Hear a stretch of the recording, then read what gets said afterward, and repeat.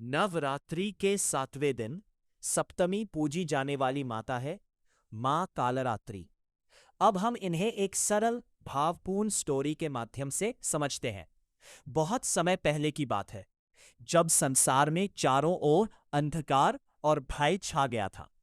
राक्षसों का आतंक इतना बढ़ गया था कि देवता और मनुष्य दोनों ही डर के साए में जीने लगे थे।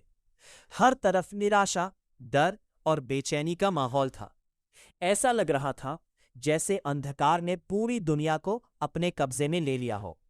तब मां दुर्गा ने अपने एक अत्यंत शक्तिशाली और भयानक रूप को धारण किया, मां कालरात्रि। उनका रूप देखने में बहुत विकराल था। उनका शरीर काले रंग का था, बाल बिखरे हुए थे और उनकी आंखों में अग्नि जैसा तेज जल रहा था। उनके गले में माला थी और उनके हर कदम से शक्ति का अनुभव होता था। लेकिन उनका ये भयानक रूप किसी को डराने के लिए नहीं, बल्कि डर को खत्म करने के लिए था।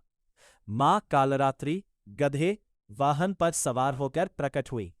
उनके हाथों में तलवार और वज्र थे और उनके चारों ओर बिजली की तरह चमकती हुई ऊर्जा फैल रही थी।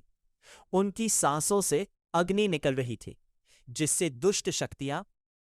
जब राक्षसों ने उनका सामना किया तो मां कालरात्रि ने युद्ध का रूप धारण किया।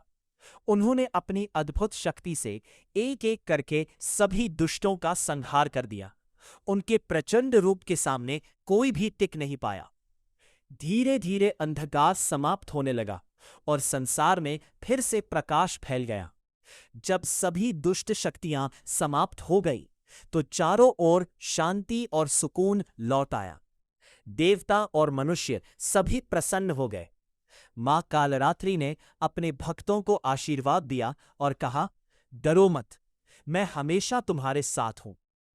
इस प्रकार मां कालरात्रि हमें यह सिखाती है कि चाहे अंधकार कितना भी गहरा क्यों न हो, साहस, विश्वास और शक्ति से उसे समाप्त किया जा सकता है।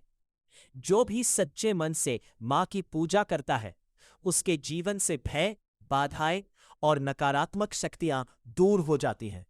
जय माता।